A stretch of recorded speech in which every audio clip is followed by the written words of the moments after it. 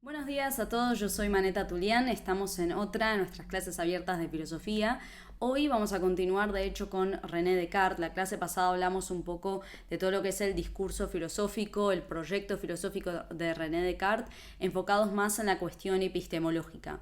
Y hoy vamos a ver otra dimensión de lo que es la filosofía cartesiana, no tan explorada en profundidad, no tan tratada, no tan conceptualizada, que es la dimensión política y moral de la filosofía de Descartes. Como sabemos, Descartes es una figura fundamental en lo que es la historia del pensamiento moderno, la historia de la filosofía, y haciendo este análisis transversal de lo que son las obras de Descartes, también quedan claras muchas otras dimensiones de su obra que justamente van a reflejarse claramente en lo que es hasta el estilo, ¿sí? de hacer filosofía de René Descartes, además de los conceptos que trata y conceptualiza el filósofo en sus obras. Como hemos visto, con Descartes comienza una nueva metafísica, básicamente un nuevo modo de entender lo real, en donde el principio para poder comprender lo real ahora ya no están las cosas, ya no es ese hipokeimenon aristotélico, sino que el fundamento está en el ego cogito, ¿sí? En la subjetividad.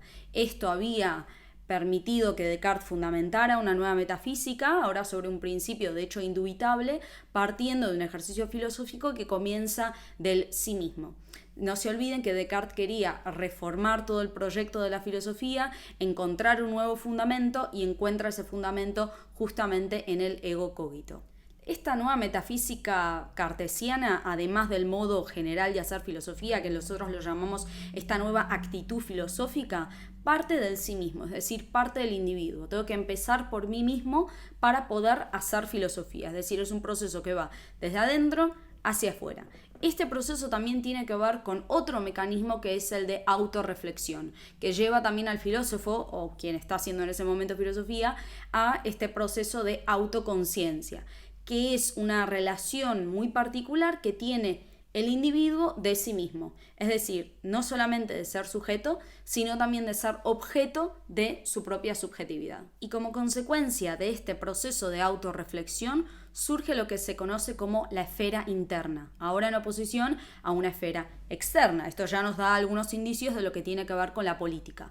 Es decir, a medida que se va configurando un espacio que es propio y está reservado exclusivamente al individuo, empieza a aparecer un mundo exterior. Y eso es justamente análogo a lo que Descartes estaba construyendo en términos de filosofía como res cogitans y res extensa. De hecho, él había terminado fundamentando la res cogitans, o sea, la cosa pensante, ¿sí? La sustancia pensante, y la res extensa había quedado, ¿sí? Sin fundamentar, bueno, trayendo a otras problemáticas filosóficas como el problema de las otras mentes y demás. Pero bueno, volviendo a nuestro tema.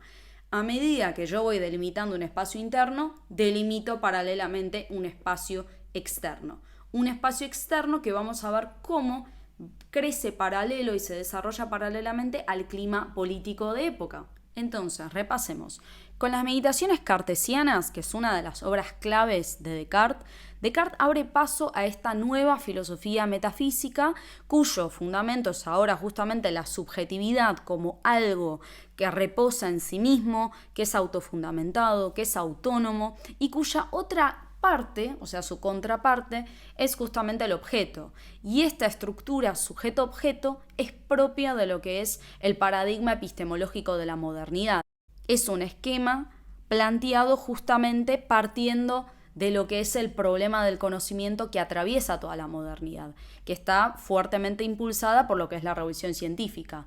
La ciencia no puede trabajar sin un objeto. La ciencia siempre tiene un objeto, la actividad científica siempre implica una distancia con respecto a ese objeto que se observa, que se analiza, que se calcula, que se mide. Y este acto de conocer implica necesariamente una distancia.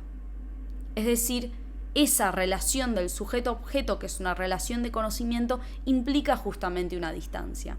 Y el sujeto tiene como contraparte al objeto. El sujeto supone siempre un objeto, que es el objectum, que de hecho del latín viene de esto que significa como lo que está al frente del sujeto, que es su otro, para lo cual el objeto es siempre una representación para el sujeto. Es decir, el sujeto es para la epistemología moderna eso opuesto al objeto como una entidad cuya actividad autónoma determina justamente toda una estructura de relaciones con el mundo, pues en el sujeto es donde se producen justamente los intercambios simbólicos con el mundo. Esos intercambios simbólicos no se producen en el objeto, se producen en el sujeto, cuya fundamentación es justamente la conciencia. De hecho, por eso el ego cogito es una ruptura con el pensamiento medieval, porque termina con esa idea de que el ser humano es parte del mundo, sino que ahora se empieza a constituir como una sustancia aparte. Si bien es una cosa en el mundo, en ese sentido es una res cogitans, pero es una sustancia distinta a todo lo demás. Y esto es el fundamento de ese dualismo en la filosofía, justamente, ¿no?, de res cogitans y res extensa, que empieza a posicionar al sujeto como una sustancia, como una entidad aparte del resto del mundo. Como dijimos, es clave entender la filosofía cartesiana en el contexto en el cual se desarrolla.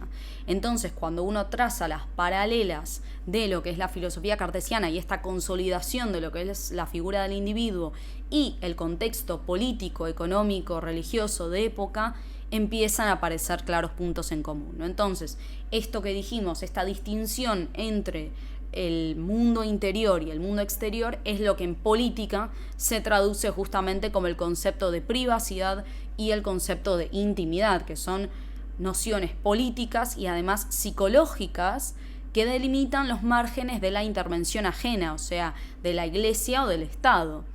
Y esto empieza a configurar una idea de la esfera privada que está justamente separada de lo público, que es en esencia una idea moderna y que va paralela, como decimos, a la filosofía cartesiana.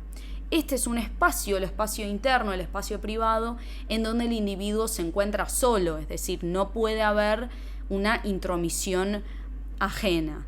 Y esto es justamente la base de todo el desarrollo, incluso legal, de lo que es la defensa de la privacidad en forma de derechos, en forma de filosofías liberales y en forma de toda la construcción filosófica en torno a la noción del individuo. Como dice Todorov en su libro El espíritu de la Ilustración, la historia europea moderna, desde el Renacimiento hasta la Ilustración, desde Erasmo hasta Rousseau, es la historia tanto de la consolidación de la separación de las instituciones públicas respecto de las tradiciones religiosas como el aumento progresivo de la libertad individual. Entonces, hicimos un repaso de lo que es la idea más epistemológica, metafísica de Descartes, para poder entender primeramente lo político, es decir, cuáles son las relaciones que mantiene esta filosofía con el ámbito político de la vida, y además ahora vamos a entrar en la cualidad moral, que también es muy fuerte en la filosofía de Descartes, sobre todo en el último proyecto de Descartes. Primero que nada, hay algo que aparece muy seguidamente en la filosofía de Descartes y es la idea de la filosofía como guía para la vida. Es decir, que la filosofía tiene que guiarnos en el uso autónomo de nuestro pensamiento y en la dirección de nuestro pensamiento. Y obviamente, como consecuencia, en la acción, que ahí viene justamente todo el ámbito de la filosofía práctica. Lo que va a quedar claro en la lectura de lo que es el trabajo de Descartes, de hecho muchos intérpretes también están de acuerdo con esta idea, que se va del sujeto pensante, ese sujeto fundamentado en la res cogitans, a el sujeto libre, que ya es un sujeto de praxis, es un sujeto moral. También va a aparecer en Descartes la idea de la voluntad de poder, justamente la libertad como razón, de acuerdo con la noción de voluntad de poder, según la cual el dinamismo de la voluntad destaca como la capacidad de creación. De hecho, en distintas cartas que Descartes intercambia con Denise de Mesland, con la princesa Isabel, aparecen distintas reflexiones sobre el libre albedrío, la voluntad de poder, las pasiones, la moral, etc. Otra de las implicancias en el ámbito moral y de la filosofía práctica de Descartes es la idea de la democratización del conocimiento. Básicamente, para Descartes el conocimiento tiene dos fuentes, los sentidos y la razón, aunque le va a dar más predominancia justamente a la razón como la fuente más certera y más clara de lo que son los conocimientos o los principios, pero si se implica de esto que, bueno, el conocimiento se adquiere a través de la razón y de los sentidos, entonces todos los individuos, todos los seres humanos tienen acceso a la verdad, porque todos tienen capacidad de razonar y capacidad de percibir. Esto justamente le da una autonomía de conocimiento al individuo, es decir, el conocimiento no es algo que está en unos libros o en unas sagradas escrituras, entonces yo solamente puedo tener conocimiento por medio de esos escritos o de esas plataformas de conocimiento, sino que ahora yo, como pequeño punto de conocer, puedo justamente desde mí mismo conocer el mundo, porque poseo justamente capacidad de percibir y capacidad de razonar, que son los fundamentos del conocimiento. En líneas generales hablamos de la democratización del saber y de la reflexión filosófica. De hecho, el hecho de que Descartes escribiera en francés, por ejemplo, además de latín, tiene que ver justamente con este propósito, es decir, hacer más disponible su filosofía para todos aquellos que quieran servirse de ella. Como dice el propio Descartes, en el discurso del método, si escribo en francés, que es la lengua de mi país, en lugar de hacerlo en latín, que es el idioma empleado por mis preceptores, es porque espero que los que hagan uso de su pura razón natural juzgarán mejor mis opiniones que los que solo creen en los libros antiguos. Aquí aparece de forma clara lo que decíamos recién. De hecho, en los Principios de Filosofía, que es una de las últimas obras de Descartes, se da esta estructura como manual de filosofía, es decir, Descartes crea un sistema y lo entrega a quien lee justamente para que haga uso de ese conocimiento. Porque justamente habíamos dicho que la verdad es fruto del ejercicio individual y no es algo que está dado de antemano. Entonces todos los individuos tienen que pasar por ese camino, tienen que utilizar su propio entendimiento para poder alcanzar la verdad. La verdad ahora es fruto de un ejercicio individual, de un ejercicio que se lleva a cabo en la interioridad del sujeto y justamente se va a transformar en una práctica concreta, por ejemplo, a través del ejercicio de la meditación. La introducción de la meditación filosófica tiene que ver justamente con esto, porque la meditación es una actividad individual, solitaria, introspectiva, que lleva al conocimiento de la verdad de las cosas. Y además, otra de las cualidades interesantes que aparece en la filosofía de Descartes es este indicio o esta pretensión de voluntarismo. Es decir, Descartes está siempre haciendo énfasis en el hecho de que él escribe su filosofía y la entrega al mundo para que se haga un uso de esa filosofía. Esto ya vimos por el idioma que elige escribir en francés, siempre demostrando que él habla de un método que él ha descubierto pero que se lo entrega a los demás. De hecho, en una de sus cartas él explica por qué ha llamado al discurso del método un discurso y no un tratado, porque dice, bueno, esta no es la verdad absoluta, sino que quiero mostrar la forma en la que yo he podido llegar a la verdad, entonces, bueno, la dejo a disponibilidad. Y hay siempre una interacción con el otro, hay siempre una interacción con el público. De hecho, las meditaciones de Descartes, él después va a publicar otra edición donde aparecen las objeciones y respuestas, es decir, se toma el trabajo de incluso publicar una edición donde aparecen todas las objeciones y las respuestas a todos aquellos que habían hecho críticas a su obra. Entonces, siempre hay una pretensión de compartir con el público su voluntad de saber y el conocimiento al que él ha llegado. Veamos algunos extractos de la obra de Descartes que son ejemplos de lo que acabamos de mencionar. Primero, como dice en el discurso, nunca he creído que mi ingenio fuese más perfecto que los ingenios comunes, o si habiéndome gustado bastante mi obra os enseño aquí el modelo, no significa esto que quiera yo aconsejar a nadie que me imite. Y también, si mis escritos valen algo, pueden usarlos como crean más convenientes los que lo posean después de mi muerte.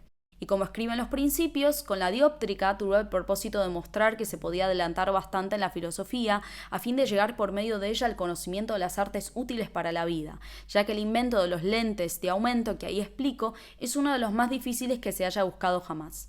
Con los meteoros deseaba que se reconociera la diferencia que hay entre filosofía, que yo cultivo, y aquella que se enseña en las escuelas, en donde se suele tratar de la misma materia. En fin, con la geometría pretendía demostrar que había encontrado varias cosas que habían sido desconocidas hasta entonces y dar así oportunidad de creer que se pueden descubrir todavía mucho más, a fin de estimular de este modo a todos los hombres en la búsqueda de la verdad. Y también como escribe en las meditaciones, esas opiniones serían útiles no solo porque me darían a conocer mis propias faltas, sino también porque de haber en mí algo bueno, los demás hombres adquirirían por ese medio una mejor inteligencia de ello. También Me agradaría mucho que mis escritos fuesen examinados y para dar más amplia ocasión de hacerlo, ruego a quienes tengan objeciones que formular que se tomen la molestia de enviarlas a mi librero, que me las transmitirá y procuraré dar respuesta que pueda publicarse con las objeciones. De este modo, los lectores, viendo juntas unas y otras, juzgarán más cómodamente acerca de la verdad. Y por último, por lo que toca a mis opiniones enteramente mías, no las excuso por nuevas, y yo me precio tampoco a ser el primer inventor de ninguna de ellas, sino solamente de no haberlas admitido, ni porque las dijeran otros ni porque no las dijeran, sino solo porque la razón me convenció de su verdad. Y en esta pretensión de construir una filosofía que sea accesible para quien la lee y de crear una relación de interacción con el público, es muy evidente y es muy claro el estilo biográfico o autobiográfico para la construcción de su filosofía. Vamos a ver muy seguido en la obra de Descartes el uso de experiencias personales, pensamientos personales, sus experiencias de vida, su experiencia de la juventud o de la niñez, todo eso como un fondo sobre el cual se construye la filosofía cartesiana y que él no desaprovecha en ningún momento para poder traer esto justamente a colación durante el desarrollo de su filosofía. Veamos algunos extractos donde también aparece esta cuestión. Como dice, me gustaría dar a conocer en el presente discurso los caminos que he seguido y representar en ellos mi vida como un cuadro, para que cada cual pueda formar su juicio. Mi propósito, pues, no es el de enseñar aquí el método que cada cual ha de seguir para dirigir su razón, sino solo exponer el modo como yo he procurado conducir la mía. También, desde mi niñez fui criado en el estudio de las letras, y ahí cuenta, toda su experiencia de la niñez y de la juventud. Otro extracto, hallábame por entonces en Alemania, a donde me llamará la ocasión de unas guerras que aún no han terminado, y volviendo de la coronación del emperador hacia el ejército, cogióme el comienzo del invierno en un lugar donde, no encontrando conversación alguna que me divirtiera y no teniendo tampoco, por fortuna, cuidados ni pasiones que me perturbaran mi ánimo, permanecía el día entero solo para entregarme a mis pensamientos. De hecho, Descartes había dejado registrado que esta esencia a la nueva filosofía le había sido revelada justamente mientras descansaba en una habitación junto a la estufa el 10 de noviembre de 1619 durante su participación en el ejército bávaro. Y como aparece justamente en el discurso del método, dice Descartes, resuelto a no buscar otra ciencia que la que pudiera hallar en mí mismo o en el gran libro del mundo, empleé el resto de mi juventud en viajar, en ver cortes y ejércitos, en cultivar la sociedad de gentes y condiciones y humores diversos, en ponerme a mí mismo a prueba en los casos que la fortuna me deparaba y en hacer siempre tales reflexiones sobre las cosas que se me presentaban que pudiera sacar algún provecho de ellas. Uno de los puntos donde Descartes pone siempre mucho énfasis en esta idea de la moral que propone es la utilidad de la filosofía. Ya dijimos que Descartes ve a la filosofía como algo útil y pone mucho énfasis en este concepto.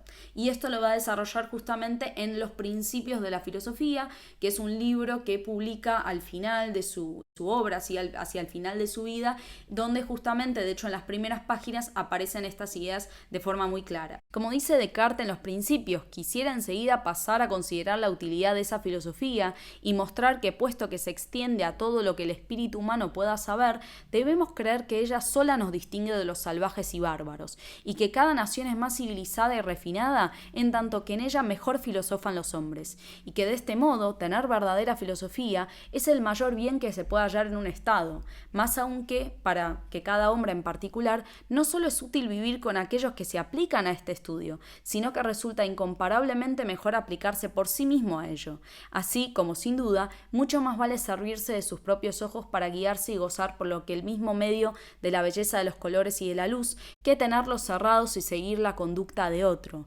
Vivir sin filosofar es tener propiamente los ojos cerrados sin intentar abrirlos jamás. Y el placer de ver todas las cosas que descubre nuestra vista no es comparable con la satisfacción que da el conocimiento de las que encontramos por medio de la filosofía. Y por fin, este estudio es más necesario para regular nuestras costumbres y conducirnos en esta vida que lo que es el uso de nuestros ojos para guiar nuestros pasos. Las bestias brutas, que no tienen sino su cuerpo que conservar, se empeñan continuamente en buscar más que alimento, pero los hombres, cuya parte principal es el espíritu, deberían dirigir sus principales principales preocupaciones hacia la búsqueda de la sabiduría, la cual es su verdadero alimento, y tengo también por seguro que muchos no dejarían de hacerlo si tuvieran la esperanza de tener éxito en ello, y si supieran cuán capaces son de lograrlo.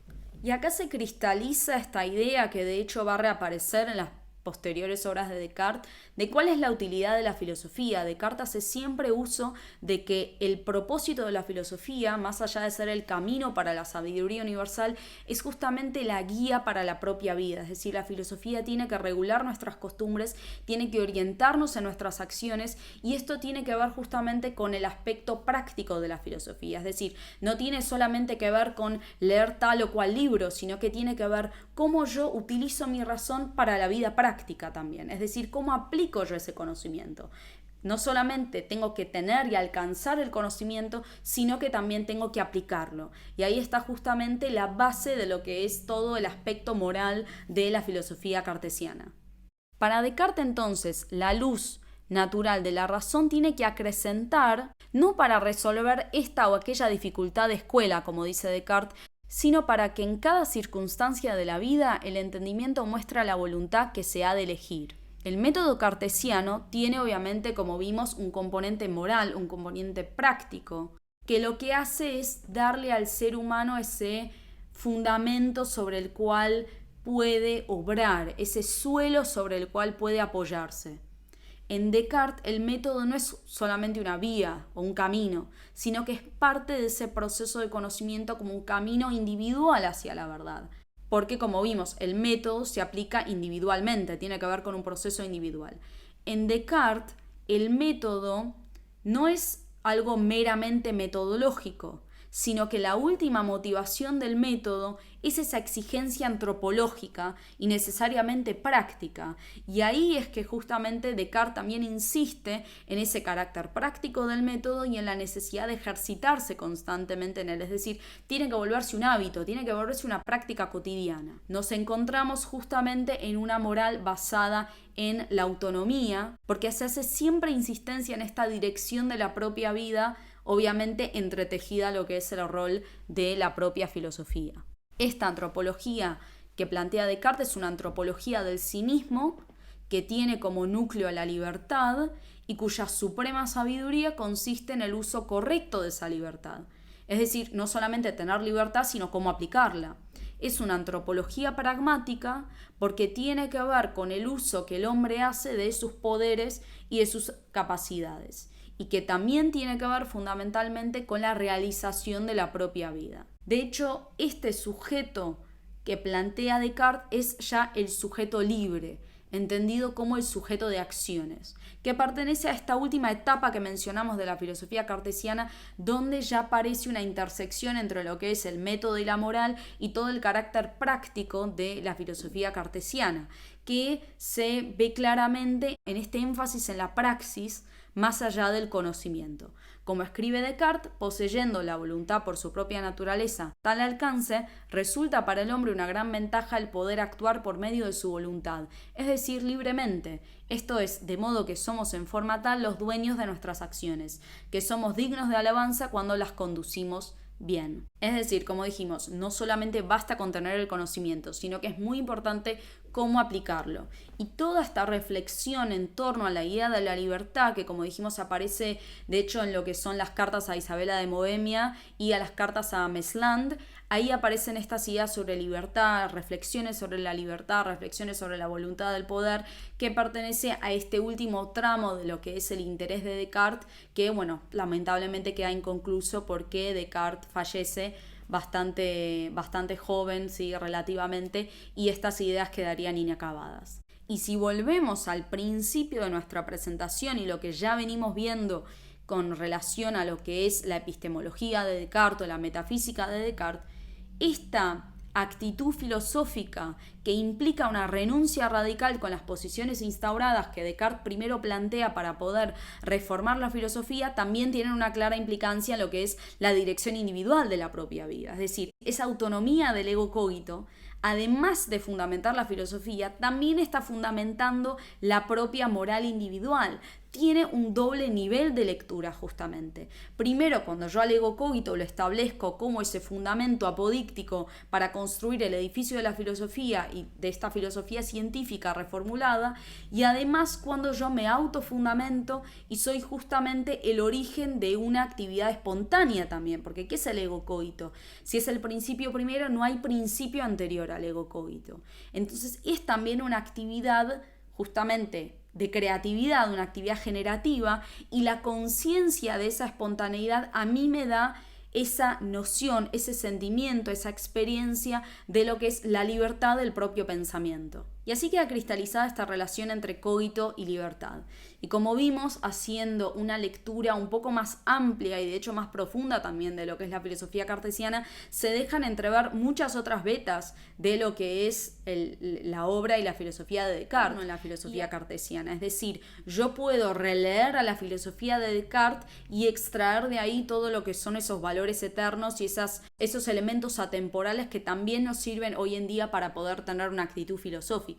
Y también vimos, además, que el objetivo de Descartes no era solamente la contemplación, no era solamente una filosofía especulativa o metafísica, sino que había ahí, digamos, entretejido en lo que es la obra de Descartes un interés muy profundo por la moral, por la filosofía práctica, por la aplicabilidad de la filosofía en la vida cotidiana. Yo realmente creo que haciendo una nueva hermenéutica en filosofías que en una primera instancia parecen obsoletas, parece que se han quedado en el tiempo, parece que no tienen ningún valor que nos podría servir hoy en nuestro mundo extremadamente tecnológico y totalmente, digamos, envuelto por lo que es ese manto de la inteligencia artificial y el algoritmo. Creo que volver a las bases, volver a las raíces del pensamiento moderno, volver a las raíces de esta nueva actitud filosófica que las encontramos, por ejemplo, en la filosofía cartesiana, nos da muchos elementos para poder reinterpretar nuestra realidad hoy y también plantearnos de una forma distinta. La famosa actitud cartesiana, que es esta actitud de la duda metódica, ¿no? Dudo de todo, básicamente no por una cuestión o por una intención escéptica, sino todo lo contrario. De hecho, ese es el primer momento del método, como vimos. El objetivo último es alcanzar la verdad.